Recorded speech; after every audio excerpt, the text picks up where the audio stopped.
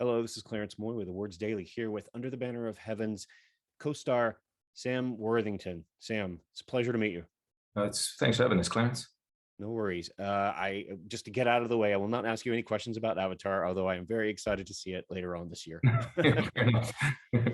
So FX's Under the Banner of Heaven is obviously a very intense and deep limited series. Tell me, what is it about that series that intrigued you and attracted you to the role of Ron Lafferty? It was several things. Firstly, I'd worked with Andrew Garfield before on Hacksaw Ridge, and his choice is always very quality. So I knew that anything he was involved with, I would jump at the chance.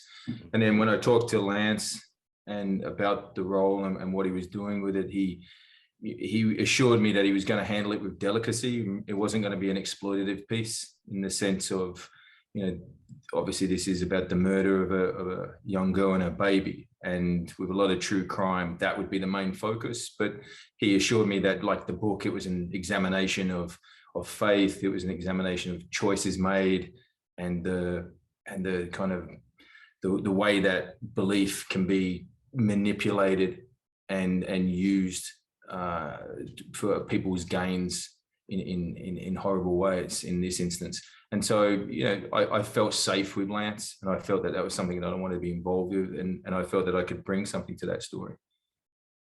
So what kind of research did the whole team do about the Mormon faith? Because I assume that not many people knew very much about it. Yeah, it varied. I know Andrew went and spent time with Mormons in Salt Lake and talked to cops that were involved with the case. Personally, Lance was my touchstone. He's grown up in that faith, and so to me, anything that I needed to know in regards to the history or the customs and the tradition, I could yield to him. The book, obviously, we're inspired by that book, so to me, that was there's a bedrock there. And when you Google these guys, there's lots of information as well. And then out of that, you just have to find your own approach to how you want to tell the story and how you want the character to be perceived.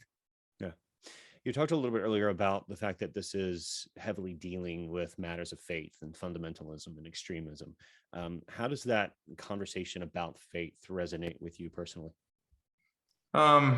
Well, it's a deep one. To me, especially in something like this, it's about how that faith is kind of, as I said, the two characters in this take it to an extreme to achieve something that they passionately pursue. It's not about, we're not looking at an expose on Mormon culture here. This is something, that kind of exploitative nature of faith has happened throughout all religions. And these are two characters who we can perceive as being deluded, Dan and Ron.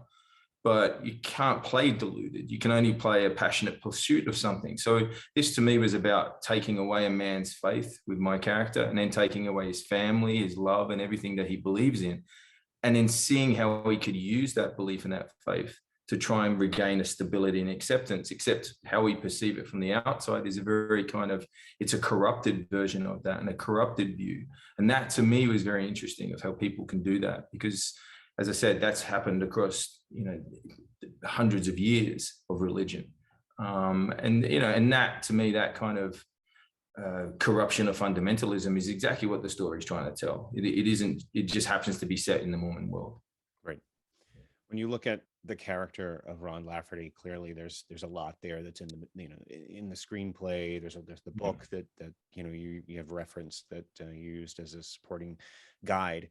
What was your touchstone? What was the key into finding who Ron Lafferty was as an individual? I wanted to elicit some sympathy for Ron, which sounds very bizarre, but I'm looking at it from the inside out. So to me, that's counterpoint to his journey and the story. But I didn't want to just be a character that oozed malice and was devious and would just be on the charm offensive all the time. That's an easy option for me, and an easy option to take. Whereas I would have thought if you could lean into the empathetic side of him, that approach could give you a bigger arc over 7 episodes, rather than it being a one-note kind of bad guy. And that journey was what was interesting for me, and how to achieve that. Yeah, that's really interesting. And particularly when you start to understand who Ron was from that very first episode with his relationship with Eamon, his Yeah, father. That's a very damaging relationship. And I think that sets him down, I think in a that's it. theory, you could say it sets him down this path. Yeah, it's the details. It's those little details that we can pinpoint across the episodes that reveal that kind of decline. It's I don't really plan my choices in such going into a scene, and I just kind of discover the behavior, and that behavior, if I'm true to my course, can help us shape the character. And it's little things like, yeah, reactions to your father or non-reactions. It's breaking the personal kind of space when he first meets Brenda, how close he talks to her. It's almost a forebodingness of how he invades her personal space later in the piece. It's how he touches his children or plays with his children, even though he's lost his children. Things like that reveal the character. Cracking eggs, you pushed it when you're arguing with your wife. There was one moment when, to me, we came out of murdering Brenda and her daughter, and there was a blankie on the floor, and I picked it up and put it in the stroller very delicately. To me, that says everything about what I believe Ron, how I wanted to present him. Was he was a man covered in the blood of the baby he just murdered, but at the same time still picked up the blankie and put it neatly and delicately in the stroller because he cares about family. And that juxtaposition, whether you pick on it or not in the piece, is just viscerally gives you the character without me having to explain the journey he's on. And they're the discoveries that I love to explore and to play in the scenes. I don't necessarily, they don't come out of the screenplay, they just come out of truthfulness to the character in the moment. Right. That's fascinating. When you look at episode 6, Ron goes on this faith journey to find Anias, and to explore different aspects of Mormonism, to find a connection with someone. I think he's adrift at that point. Talk to me about that episode and sort of what that whole journey means to you. Well, Ron, I think, is always trying to find an acceptance. I think that's what it was. Even though he was apart from the family, and it's described that he had set up his own business away from the family and did things away from the family, I think in a weird way that's counterintuitive to what he really wanted. I think he really wanted to be the leader of that family and to help the family and help the father. But through survival, he's had to distance himself. And so in that episode, he's lost his wife, his family, his loves, his children, and his faith and the church, and he's literally trying to survive. It ends with a scene of him on a mountain, and to me, that was his whole journey, is that he's always trying to climb this mountain, and the mountain is always slipping away from him.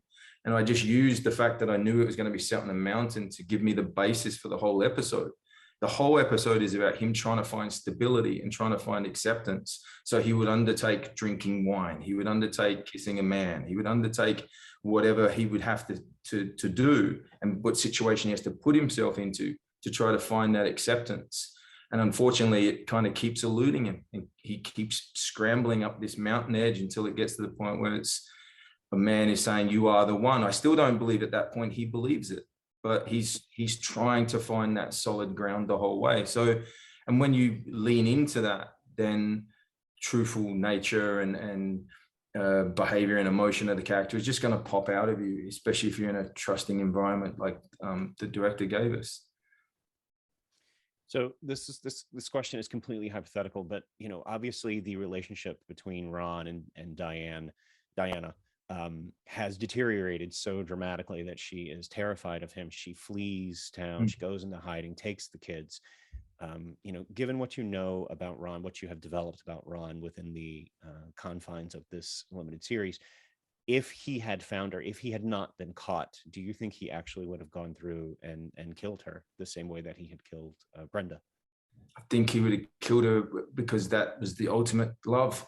It was between the love sacrifice. I don't think he actually understood. As I said, it's hard to get into the character's mind because the guy completely went off the deep end at the end. It was interesting when he was in the courthouse, he was abusing the judge. He would say that the traditional schmuck that the judge was wearing was a dress. he was abusive. The language that he used in that courthouse was demonic.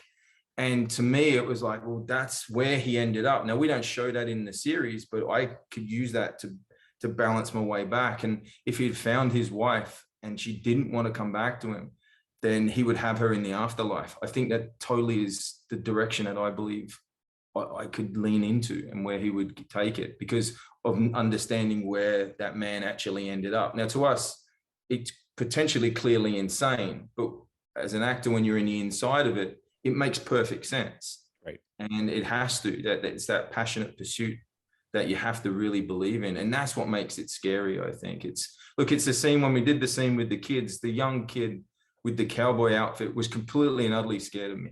There was no question.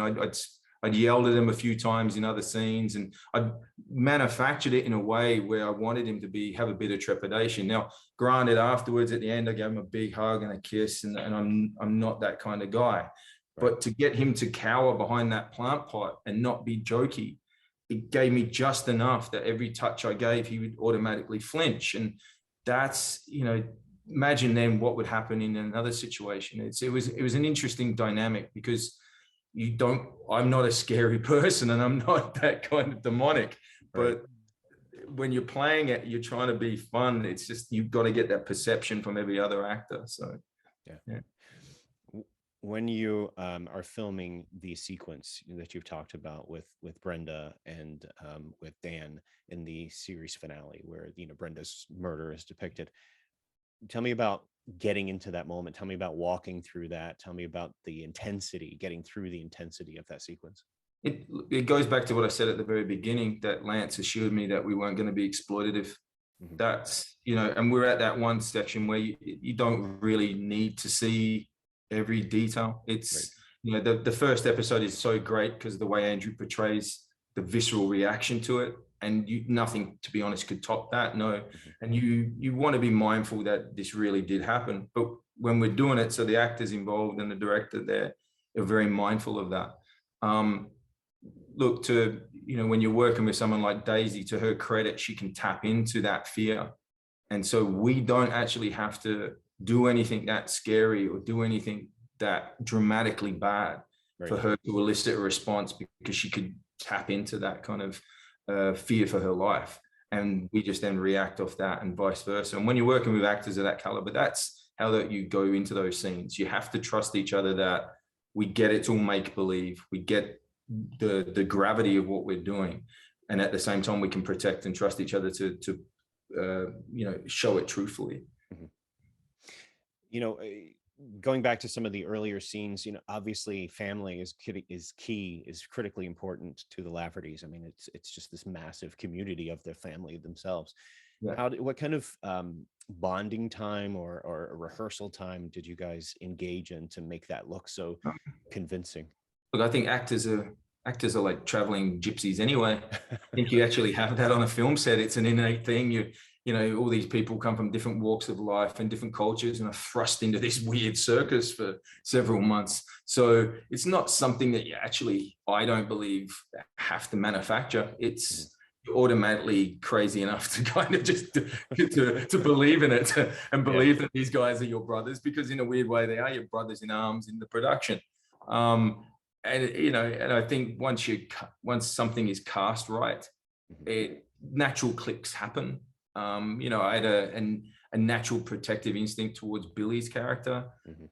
As I said, I trusted that Daisy knew where we were taking this. So in that first scene in the garden, to be extra close and break that personal space, I knew she wasn't going to kind of go, this is unusual. I think that she kind of leans into the unusual, which is great to act opposite.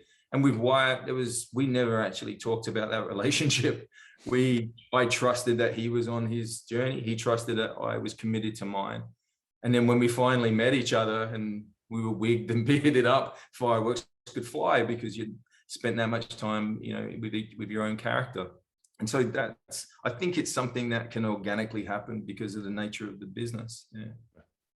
So last question for you. What do you think this series, the legacy of the series, will be? Just not just telling the story of Brenda Lafferty, but what is that larger context that's out there for it? It's a cautionary tale. That's what I believe it is. It's yeah. Any faith, as I said, can be manipulated for people to achieve their own ends, and that was the cautionary tale of this: is that these guys took the beliefs and the fundamental beliefs that their religion had put into place many years ago and used them to, do one of the most heinous acts I've ever heard of for their own personal gain. That's the story that we're trying to tell, as well as you said, it is in honor of Brenda Lafferty. That is what Lance originally told me. When he sat with her family, he assured them that this wasn't just a profile on Dan and Ron Lafferty and an exploration of the crime that was committed, but it was about the strength of this young girl who probably was ahead of her time in how she challenged the church and challenged beliefs and traditions that were brought up. And so, hopefully that's come across. And I believe that Lance was true to his word when he first talked to me. Absolutely. Well, Sam, thank you for the time today. Brilliant performance. Great limited series. Thank you so much. Well, thank you for your time too. Really appreciate it. No worries. Take care. Cool. See ya.